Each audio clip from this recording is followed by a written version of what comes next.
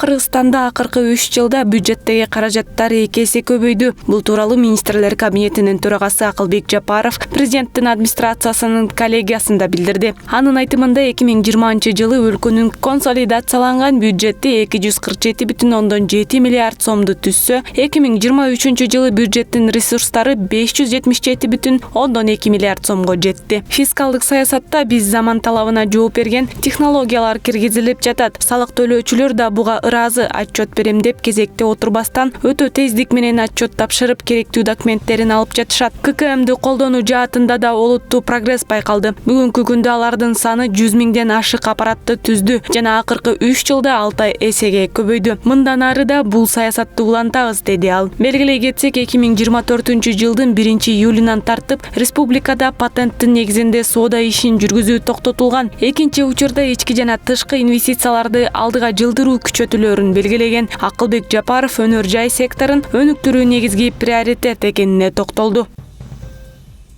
Кыргызстанда ички каттамдар боюнча жаңы учактар жүргүнчүлөрдү ташыйт. Бул тууралуу Манас эл аралык аэропорту ачык акционердик коомунун башкармалыгынын төрагасы Манас Самидинов кабар агенттигинде өткөн маалымат жыйынында билдирди. Анын айтымында болжол менен алар 28 сентябрдан тарта жүргүнчүлөрдү ташый баштайт. Биз буга чейин 2 учак сатып алганбыз. Алар май айында келмек. Жаңы учактарга Кыргызстан толуу регион болгон үчүн кычкылтек аппараты коюлушу керек экен. Бул иштер аякталса, учактар сентябрда келип калат. Алар өлкөгө келгенде атайын талаптарга ылайык тиешелүү текшерүүлөрдөн өтөт, деди ал. Ошондой эле Самидинов учактар ички каттамдарга чыкса, билеттин баасы арзандай тургандыгын айтты. Ал белгилегендей, 3-үчү учак эмки жылы өлкөгө келери пландалууда.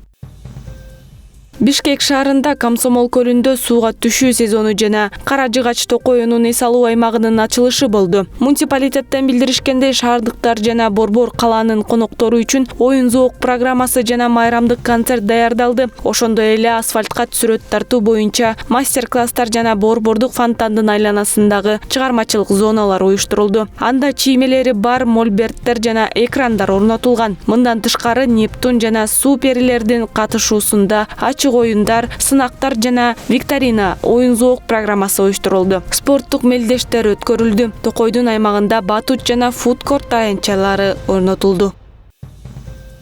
Ысык Көл облусунун Ак Суу районундагы Ак Суу айылында 120 орунду бала бакча пайдаланууга берилди. Бала бакча Кумтөр Голд Компани компаниясынын каржылык колдоосу менен салынган. Кумтөр Голд Компанинин президенти Алмазбек Бартабасов Ак Суу айылынын тургундарын жаңы бала бакчанын ачылышы менен куттуктады. Ар бир жаңы бала бакча, ар бир жаңы мектеп, ар бир жаңы спорт зал бул биздин келечегибизге, балдарыбызга, жергиликтүү элдин жашоосун жаңы деңгээлге көтөрүүгө салынган инвестиция. Бүгүнкү күндө мамлекет кичинекей бөбөктөрүбүздүн инсандык жана физикалык жактан өнүгүүсү үчүн бардык ыңгайлуу шарттарды түзүүгө абдан көп күч аракет жумшоодо. Биздин компания дагы бул иште өзүнүн салымын кошуп, коом алдындагы социалдык жоопкерчилигин татыктуу аткаруунун алкагында жаңы бала бакчанын курулушун чын ниетибизден колдоого алдык. Жаңы бала бакча Ак Суу айылынын эле эмес, бүтүндөй Кыргызстандын намысына жараган уул кыздарды тарбиялап чыгарган куттуу жайга айлансын деп баса белгиледи ишкана жетекчиси. Кумтөр Голд Компани бул бала бакчаны керектүү жабдыктар жана эмеректер менен жабдууну дагы өз мойнуна алган. Кошумчалай кетсек, жакында эле Кумтөр Голд Компанинин каржылык колдоосу менен Ысык Көл облусунун Тоң районунун Темир Канат айылында дагы 40 орунду жаңы бала бакчанын ачылышы болгон.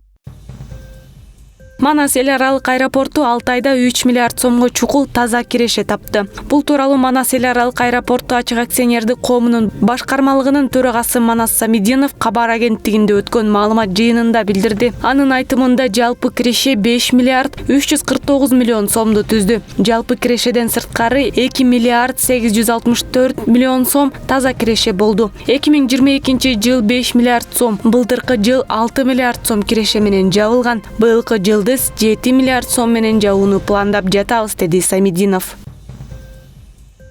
Кыргызстандык дзюдочу Эрлан Шеров Париждеги жайкы Олимпиада оюндарына катышуусун жыйынтыктады. Эрлан Шеров 90 кг салмак категориясында 1-8 финалда испаниялык спортчу Тристиан Мосахлишвили менен беттешип жеңилүү узасын тартты. Буга чейин Эрлан Шеров 1-16 финалда кубалык Силва Моралес менен кескелип аны утуп алган. Белгилей кетсек, Париждеги жайкы Олимпиада оюндары 26 июлдан 11 августка чейин, Параолимпиадалык оюндар 28 августтан 8 сентябрга чейин өтөт. Кыргызстандын 16 спортчусу сууда сүзүү, спорттук күрөш, жеңил атлетика, дзюдо жана бокс боюнча мелдештерге катышат.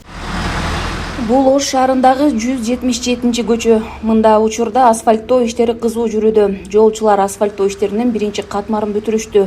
Жолдун узундугу 2499 метрди түзөт. Долбоорго ылайык көчөнү жарыктандыруу, ирригациялык тутумдары жана жөө өтмөктөрдүн курулушу да каралган.